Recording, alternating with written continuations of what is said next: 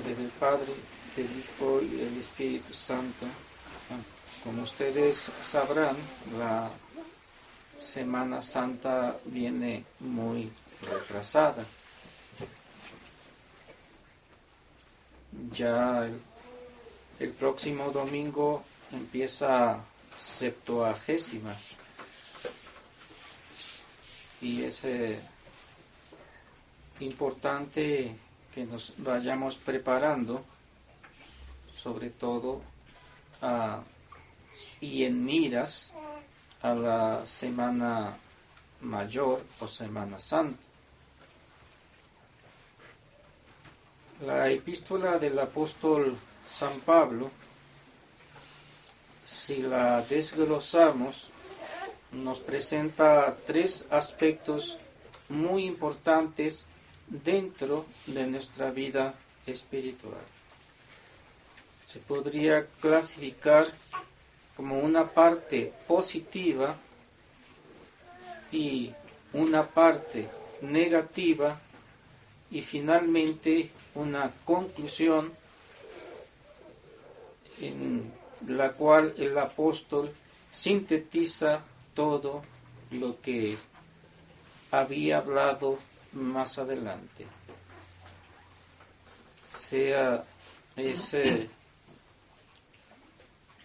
Que todo cuanto él dice en ella, eso debe imperar necesariamente en nuestros corazones y en nuestras almas, porque no habla de otra cosa sino de la esencia espiritual que nos debe mover a todos y que principalmente nace de esa unión de nuestra vida con Dios nuestro Señor. Todos los que están insertados ciertamente en la vid de nuestro Señor, y no diría que son sarmientos, sino unas ramitas de los sarmientos, deben entonces respirar todo lo que de ella reciben, o sea, de la vid.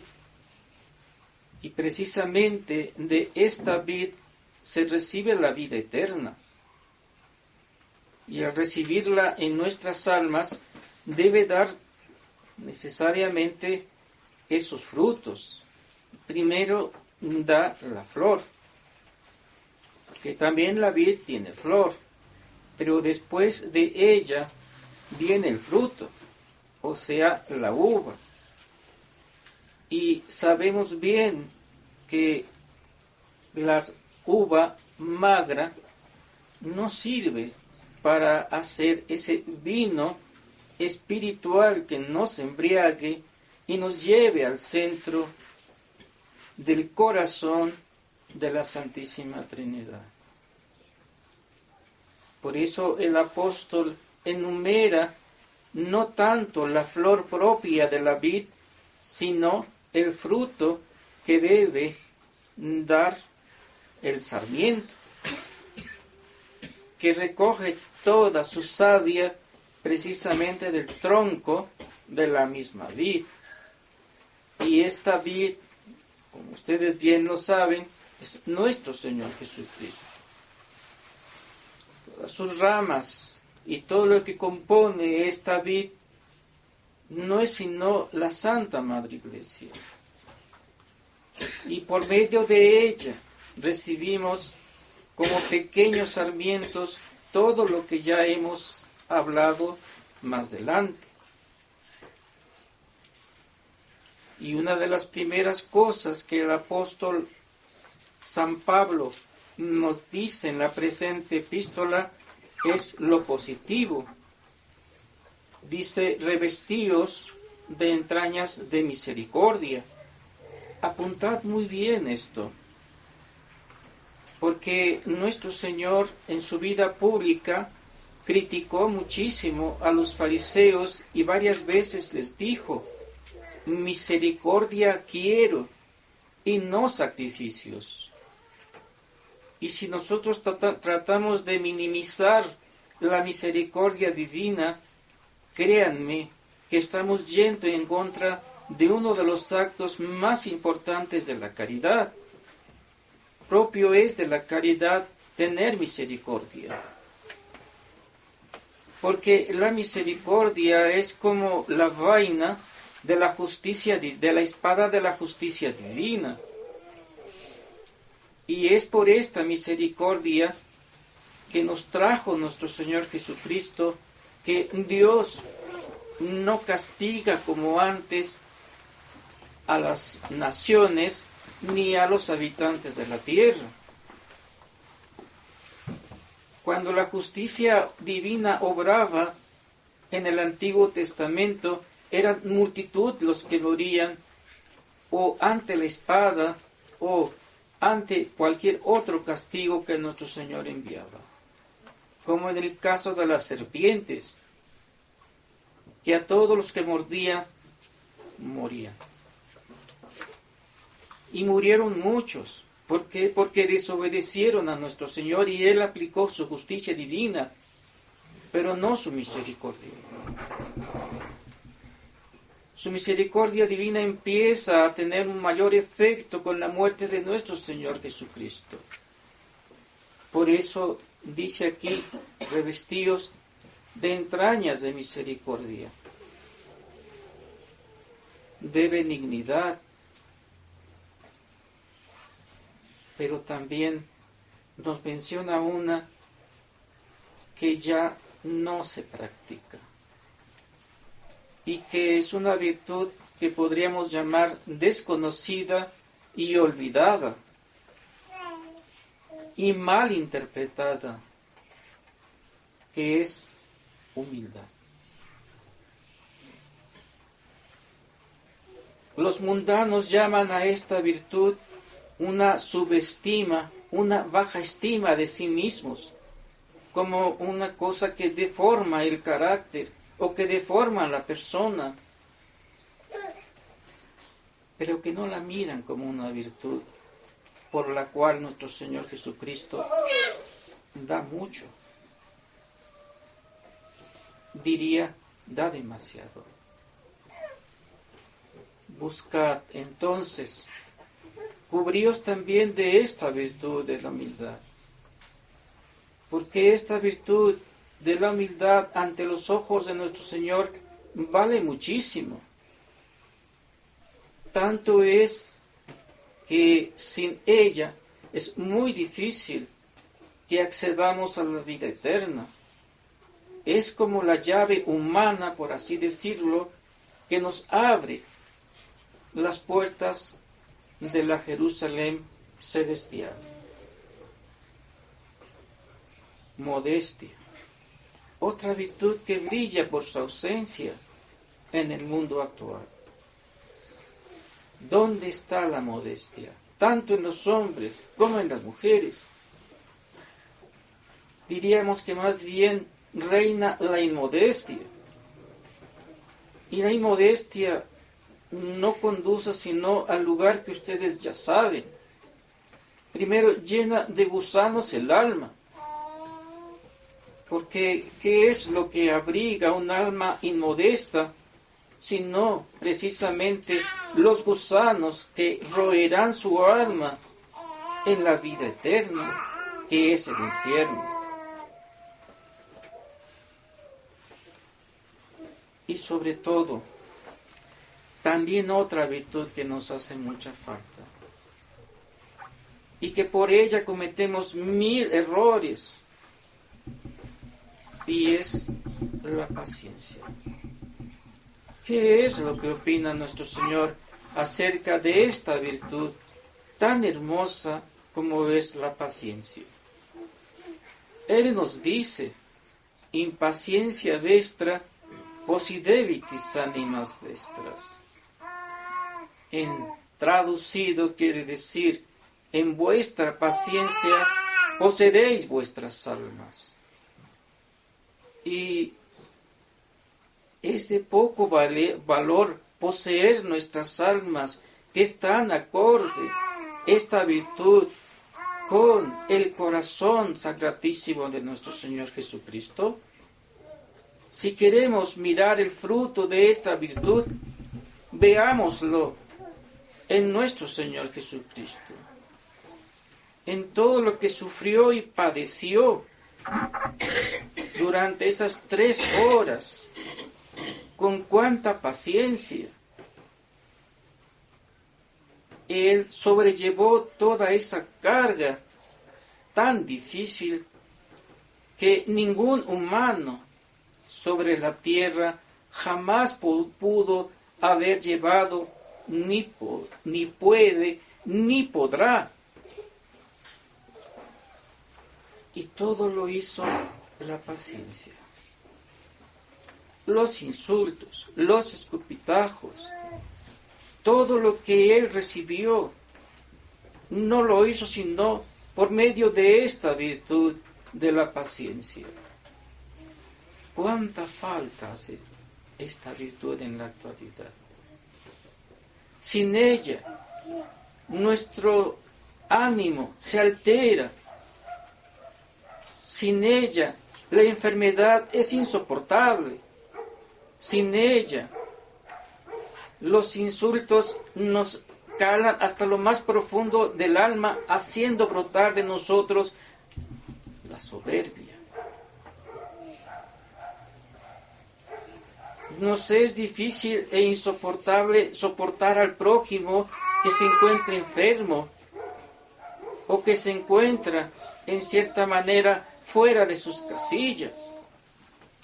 Y en vez de echar agua a ese fuego que se ha levantado en él, con esta virtud de la paciencia, todo lo contrario, con la ira, echamos sobre él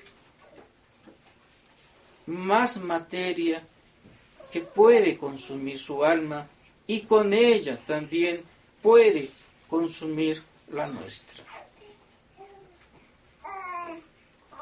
Virtudes que son como el motor espiritual de nuestra alma. Virtudes que si las practicamos bien no nos conducen sino al corazón de nuestro Señor Jesucristo. Y por medio de ello, al seno de la Trinidad augusta,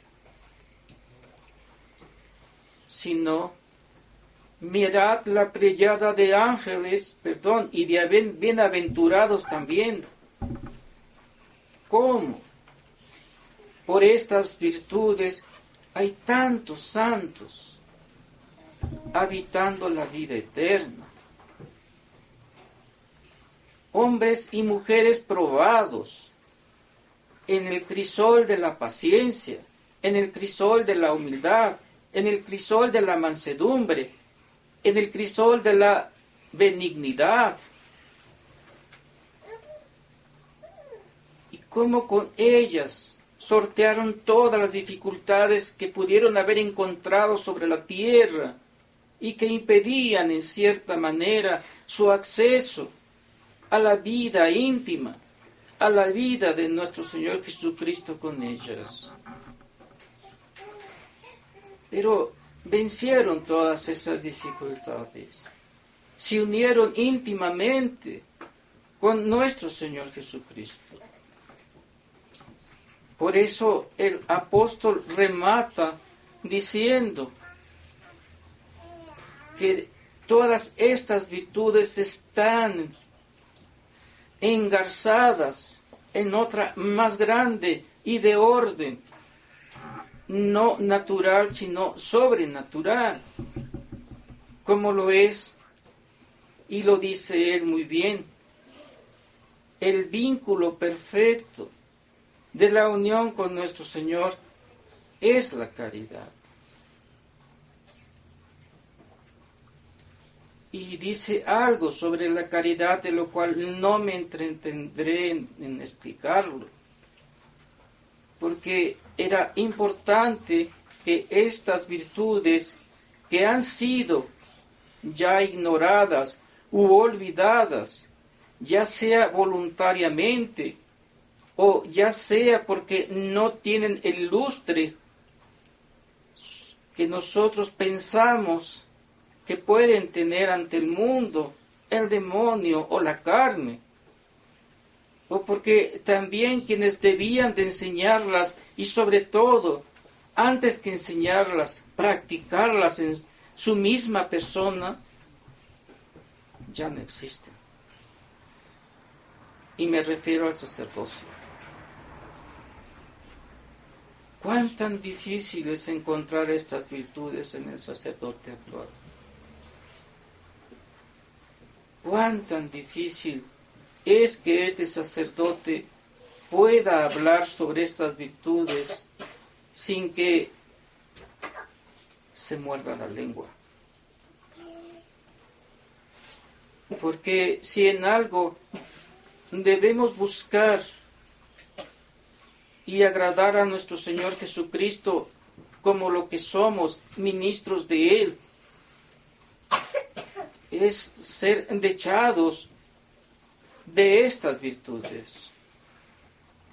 ¿Cómo puedo concebir que un sacerdote no se llene de misericordia al ver a su semejante que está desnudo? Y no me refiero a cualquier semejante, sino a los que forman su propia grey. ¿Cómo no se conmueve el corazón de un sacerdote ante la necesidad de uno de ustedes, que con toda sencillez y simplicidad dicen: Padre, me pasa esto, Padre, me sucede esto? Ah, no, arréglese como usted pueda, a mí no me venga con esas cosas, no estoy para usted. Pero Padre, necesito que me ayude, no tengo tiempo. Entonces, ¿cómo decir que ejerció la misericordia este sacerdote con esta persona? Sí, le aconsejan ser misericordioso, ser lo que tú quieras, pero como dice nuestro Señor, en aquellos tiempos, haced lo que ellos dicen, mas no lo que ellos hacen. Es decir, nos recomiendan la misericordia con los demás, pero ellos no ejercen esa misericordia. Y recomiendan la humildad, pero si ellos son o somos los primeros soberbios, ¿cómo recomendamos una virtud que no tenemos? ¿Cómo le pedimos peras al olmo en ustedes cuando nosotros, quienes deberíamos imitar a nuestro Señor Jesucristo, somos los primeros soberbios? No es así la situación. No podremos nosotros ser verdaderos sarmientos de la vid si antes nosotros mismos no practicamos estas virtudes. Como dice el apóstol San Pablo, si por un lado me encuentro predicando estas virtudes y los fieles no las ven en mí,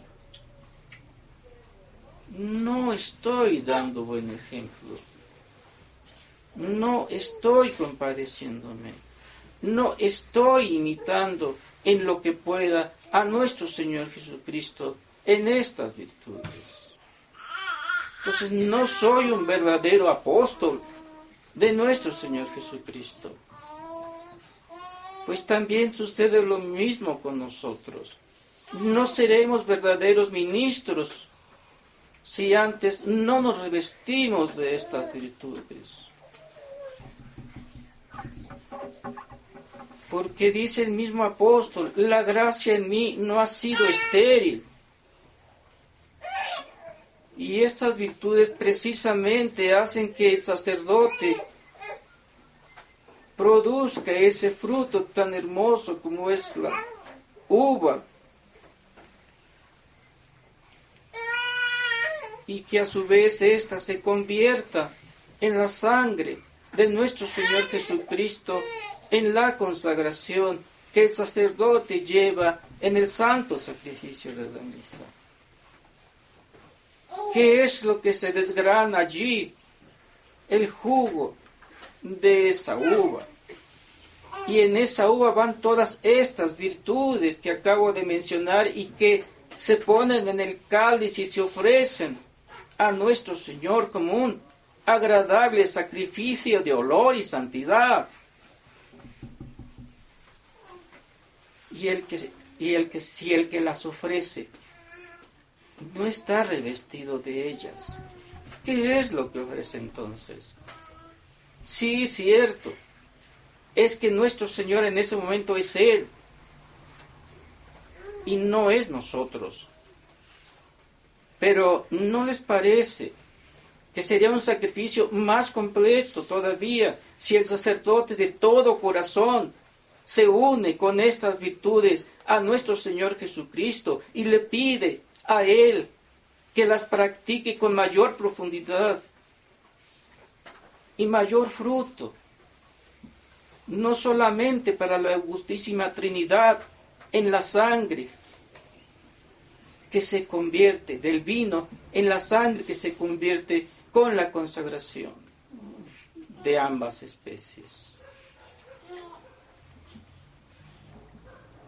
Por esta razón, si es que hay mucha tribulación en el mundo, no es solamente por culpa de aquellos que han intentado e intentan confundir nuestras mentes y nuestros corazones, y que lo hacen muy bien, porque ya no son obras de Dios, sino obras del diablo. Pero si además de eso, los pocos que queremos seguir a nuestro Señor Jesucristo, sacerdotes, no reflejamos esto, pues no generamos más confusión en ustedes. Y eso no está bien.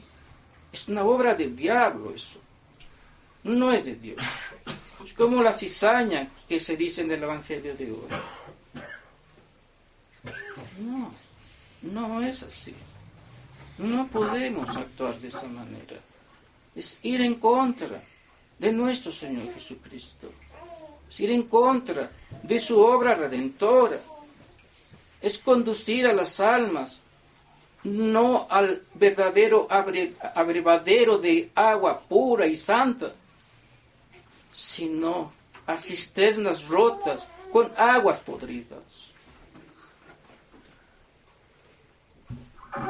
Que tienen que rezar mucho, sí. Que tienen que pedir a Dios también. ¿Por qué? Porque mande ministros dignos de Él. Porque los que ya estamos viejitos. Pues pidámosle a la Santísima Virgen María. Sin duda ella practicó todas estas virtudes que el santo apóstol menciona en esta epístola de hoy. Ella es, como ya lo he dicho muchas veces, el modelo que Dios nos ha dejado para que le imitemos lo más que podamos, puesto que el otro modelo, que es nuestro Señor Jesucristo, muchas veces escapa a nuestra imitación. Ave María Purísima. Del Padre, del Hijo y del Espíritu Santo. Amén.